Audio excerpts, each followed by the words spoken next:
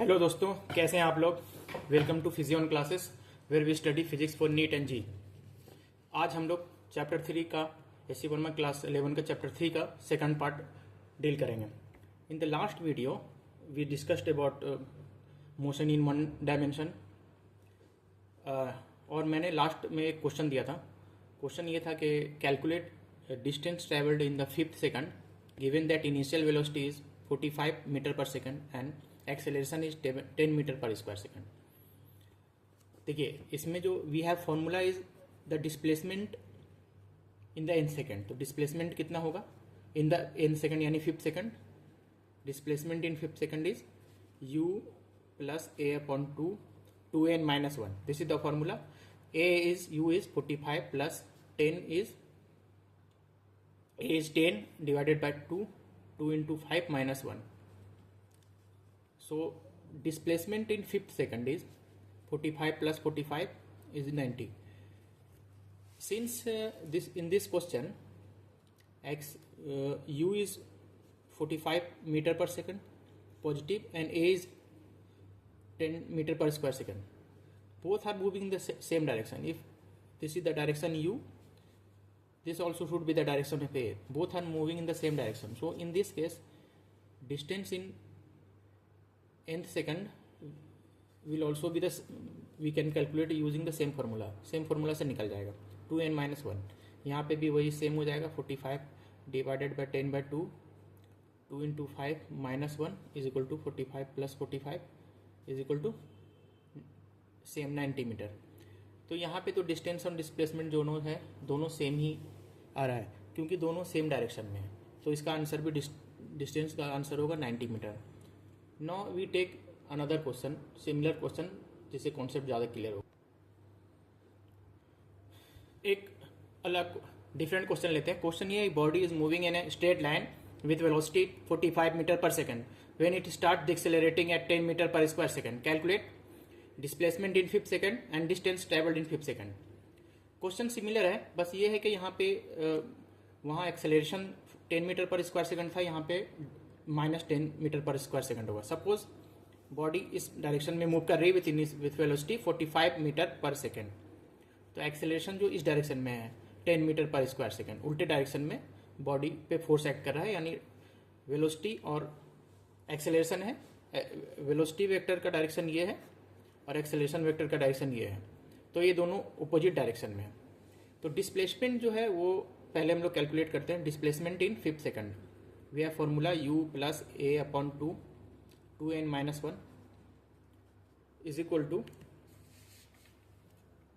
45 minus 10 by 2 into 5 minus 1 is equal to 45 minus 5 into 9 is equal to 45 minus 45 is equal to 0। तो ये तो 0 आ गया। और displacement के लिए हमेशा यही फॉर्मूला होगा। This formula is for displacement in all the. तो डिस्प्लेसमेंट तो 0 आएगा ही आएगा। अब हम लोग निकालने की कोशिश करते हैं डिस्टेंस ट्रेवल्ड इन फिफ्थ सेकंड।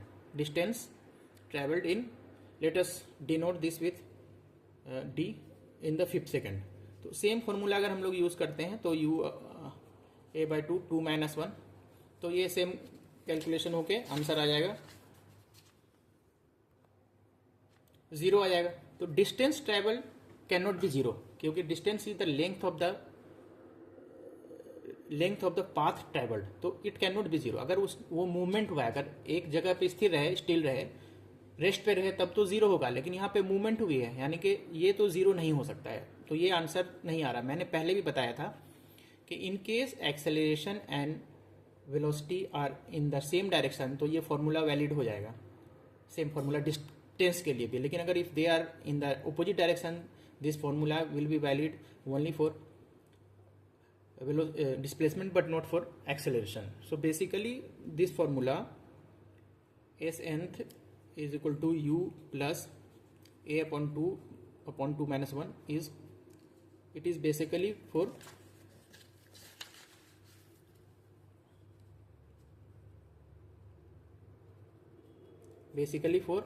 displacement।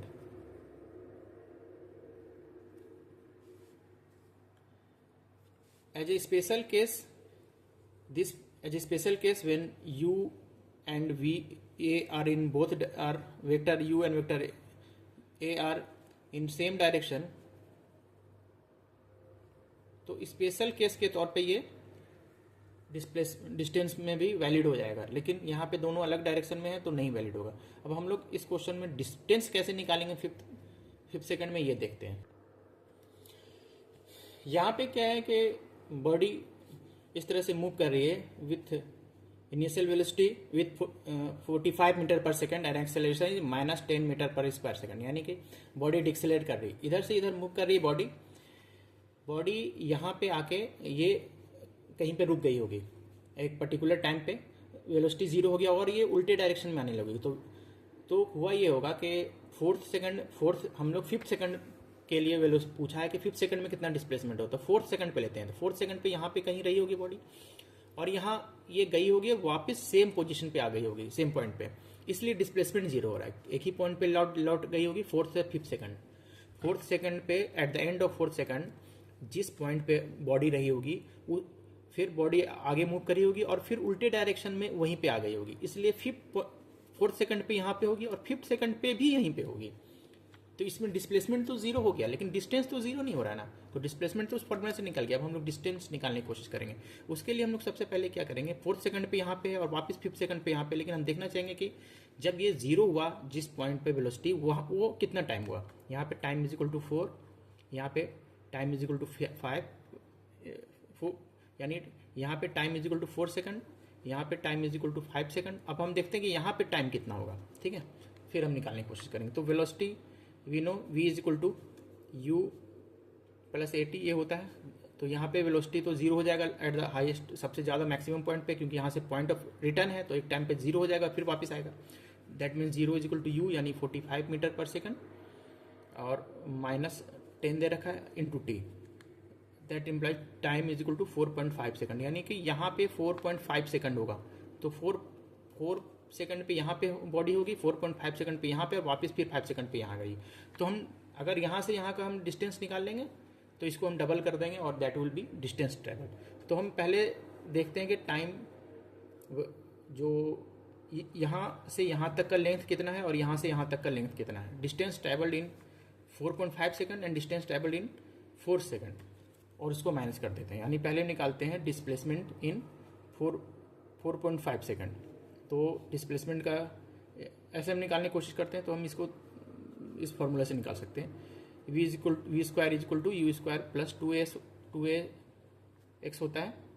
तो v यहाँ पे 0 हो जाएगा, तो वी राइट इट एज 0 और इनिशियल वेलोसिटी 45 है, तो 45 इंटू 45 और -2 इंटू 10 और ये x हो गया।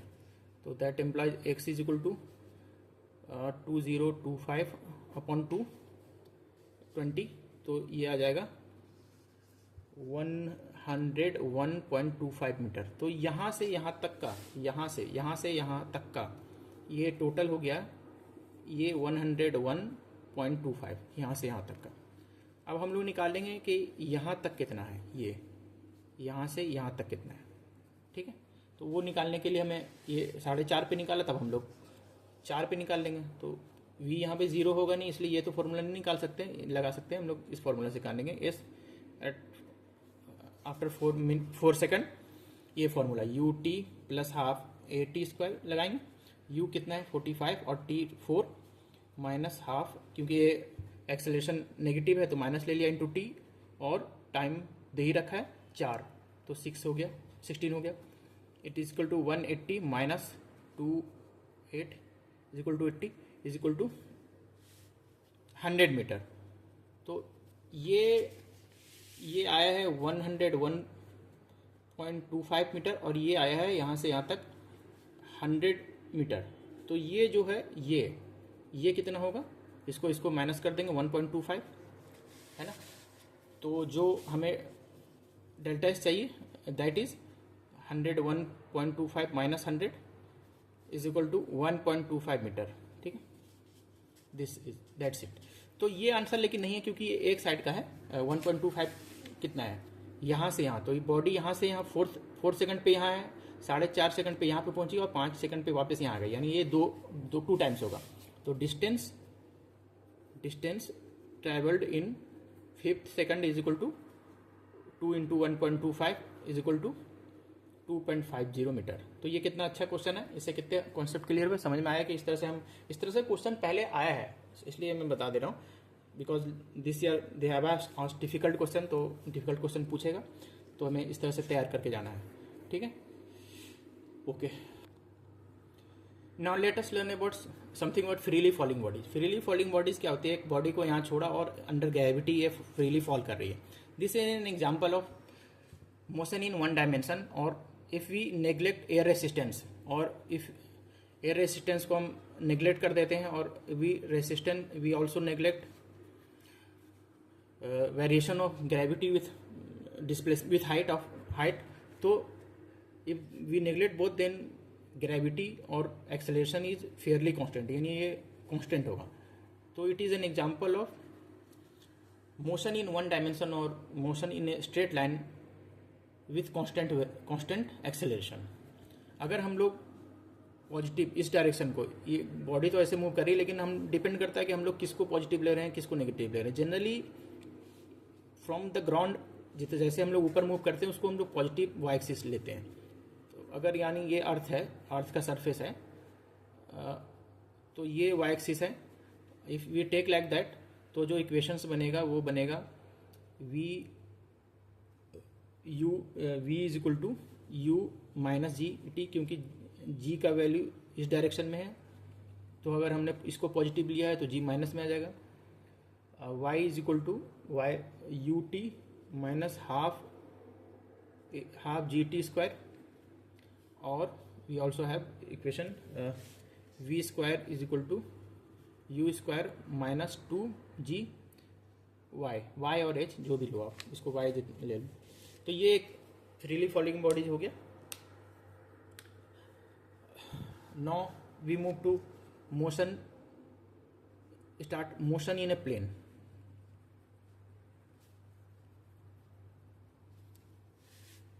Suppose a body is moving like this in a plane, ठीक है। तो how to study motion in a plane, ये ऐसे तो बहुत ही डिफिकल्ट होता पढ़ना, लेकिन vector that we studied in last video, that vector will come into a rescue. We will study the motion, जो भी motion है उसको हम लोग क्या करेंगे, along x axis and along y axis resolve कर देंगे, ठीक है। And then we will study motion along x axis separately and motion along y axis separately. ये बॉडी तो ऐसे मूव कर रही है, लेकिन हम लोग इसको ऐसे इस तरह से स्टडी कर सकते हैं कि body along x axis move कर रही है and along y axis move कर रही है, यानी इसके एक मोशन के होने के बजाय, instead of assuming that it is having motion in one dimension, motion along this path, we can assume that it is having motion along this path and motion along this path, और दोनों independent of each other है। इसमें समझाऊंगा मैं कि ये deal करना motion in plane ज़्यादा मुश्किल है, तो हम लोग वेक्टर को यूज़ करके रिजॉल्व कर देंगे। क्या रिजॉल्व करेंगे, we will resolve displacement vector, acceleration and velocity, और we will along x axis and along y axis, और हम लोग डील करेंगे सिर्फ। और मजे की बात यह है कि मोशन अलोंग किसी भी एक्स एक्सिस के अलोंग जो भी मोशन होगा वो it will not impact motion along other axis. तो हम लोग अगर मोशन अलोंग एक्स एक्सिस पढ़ रहे हैं तो वी विल फॉरगेट कि there is also motion along y axis. तो हम लोग रिजॉल्व कर लेंगे। Let us study motion along x axis. यहां पे ऐसे ही होगा जैसे x इज इक्वल टू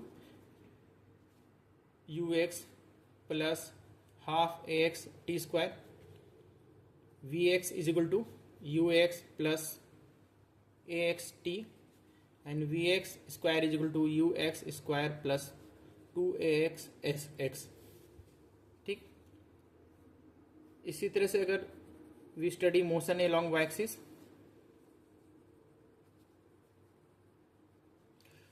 तो y is equal to u y plus half a y t square,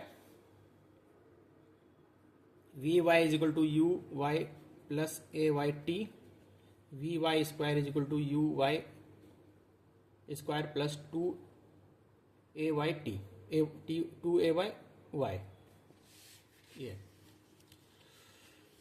तो ये दोनों सेपरेट दो मोशन होगा। Instead of considering it one motion, we will consider it two motion और सब, and then we will deal it, we will describe the motion. We have one very good example of motion in a plane or motion in 2 dimension, that is projectile motion. तो अब हम लोग projectile motion पढ़ेंगे और उसमें हम लोग देखेंगे कैसे हम लोग रिजॉल्व कर लेते हैं। प्रोजेक्टाइल मोशन एक एग्जांपल है मोशन इन अ प्लेन और motion in two dimension. Here a body is from earth, it is projected with velocity, initial velocity u, making an angle theta with horizontal, this is horizontal, we take horizontal as x axis और vertical as y axis। तो अब यहाँ पे हमें 2-3 चीज़ calculate करना होता है। एक तो maximum height gain, this is the maximum height, इसको कहते हैं हम लोग H max, this we need to calculate. और ये यहाँ से यहाँ तक जितना मैक्सिमम दूरी along x axis along horizontal direction जितना मूव किया, that is we denote it as range, we call it range. And time of flight, time taken from this point to this point. ठीक है, now consider motion along x axis. देखो along x axis क्या होगा, one very important point is along x axis there is no acceleration, so a x is equal to 0, क्योंकि जो acceleration है gravity है that is vertically और along y axis, तो इसका कंपोनेंट अलोंग एक्स एक्सिस होगा 0। तो हम लोग वी कैन राइट इट, इसका इक्वेशन हम लोग राइट कर, we can write it v x is equal to u x t plus a x t. तो ए एक्स 0 है तो is equal to u x, और यू एक्स क्या होगा, initial velocity u x is to u cos theta and T.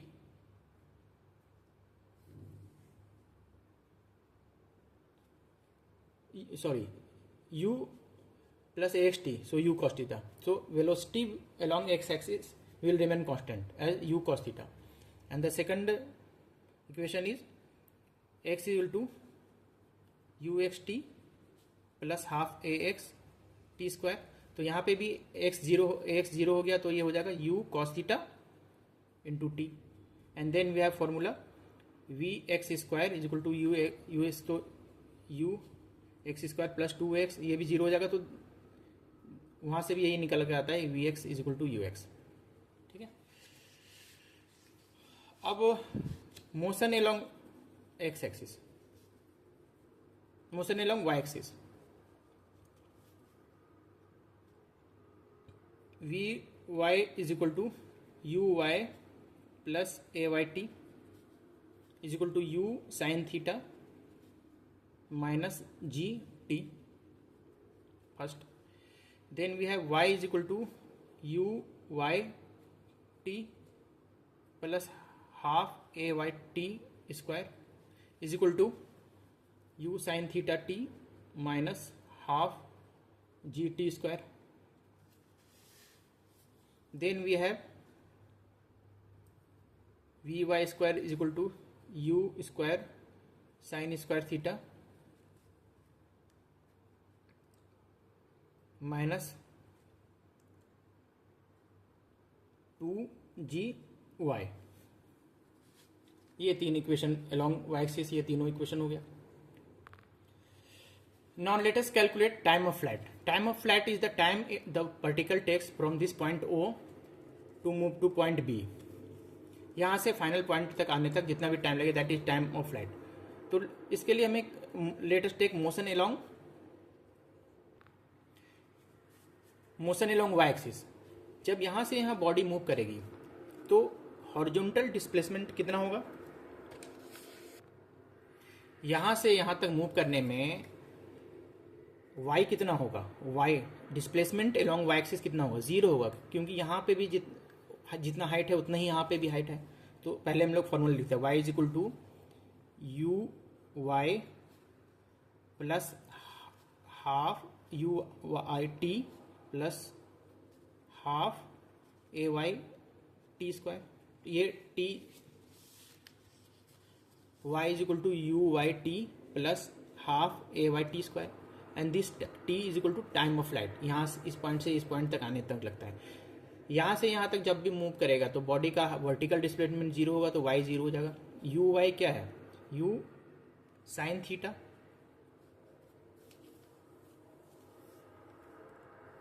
t, capital T से इसको denote कर लेते हैं, माइनस हाफ ये g हो जाएगा और ये t स्क्वायर हो जाएगा। ठीक है, तो एक t हम ले लेते हैं common, u sine theta minus half g t, तो that implies u sine theta इसको minus half g t is equal to 0 as t is not equal to 0, इसलिए हम इसको यहाँ इधर ले आते हैं, डिवाइड कर देते हैं। तो यहाँ से t is equal to t g by 2 is equal to u sine theta, तो यहाँ पे आ गया time is equal to 2 u sine theta by g. ये है टाइम ऑफ फ्लाइट। तो इसे हमें फॉर्मूला के तौर पे भी याद रखना है, क्वेश्चन में निकालने भी आ सकता है, और हमें डेरिवेशन भी आना चाहिए, दोनों आना चाहिए। ठीक है, ये पहला हो गया।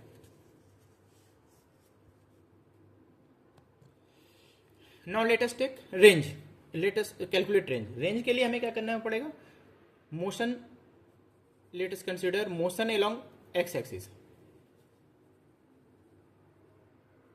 Along x axis. ठीक है, तो देखो मोशन अलोंग एक्स एक्सिस देखना है, तो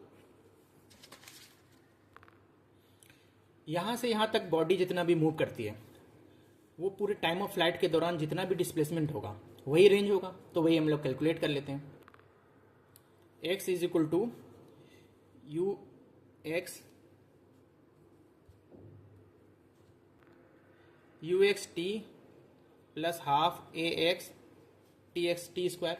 तो ए एक्स पता है हमें 0 हो जाएगा, तो ये पूरा का पूरा 0 हो जाएगा। यहाँ पे हमें यू एक्स क्या है, यू कॉस थीटा, और टी क्या है, यहाँ से हमने निकाला 2, t is equal to 2 u sine theta upon g is equal to u square 2 sine theta cos theta upon g. तो it is equal to 2 sine theta g theta is equal to sine 2 theta, तो it is equal to u square sine 2 theta by g. तो this is the range, remember u square sine 2 theta upon g. अब हम लोग maximum height निकालते हैं। ये height जो है ये है मैक्सिमम हाइट, तो इसको निकालने के लिए हमें क्या करना पड़ेगा, we will consider motion along x axis. तो यहां तक आते आते इस पॉइंट पे जो भी वेलोसिटी होगा उसका हम कंपोनेंट निकालेंगे। तो यहाँ पे वेलोसिटी होगा along this tangential of curve along this direction. तो यहाँ सारा का सारा पूरा का पूरा वेलोसिटी होगा, पूरा ही वेलोसिटी होगा अलोंग एक्स एक्सिस। तो यहाँ पे जो वेलोसिटी अलोंग वाई एक्सिस का कंपोनेंट होगा वी वाई, यहाँ पे इस पॉइंट पे वो होगा 0। तो हम यहाँ पे इस चीज़ को यूज़ करके यहाँ से यहाँ तक आने का टाइम निकाल लेंगे। ऐसे भी वो पूरे का टाइम का हाफ होगा, ये भी यूज़ करके हम लोग कर सकते हैं। और यहाँ पे जो हाफ जो टाइम आ जाएगा, और उसके बाद फिर हम लोग इस टाइम के दौरान जितना भी वाई डिस्प्लेसमेंट होता है that would be maximum height, वो निकाल लेते हैं। तो पहले हम लोग निकालते हैं कि टाइम यहाँ से यहाँ तक आने में कितना लगेगा।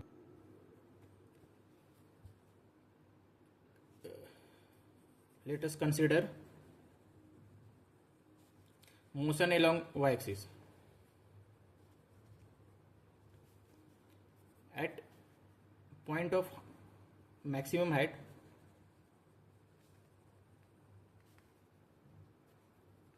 We y is equal to 0।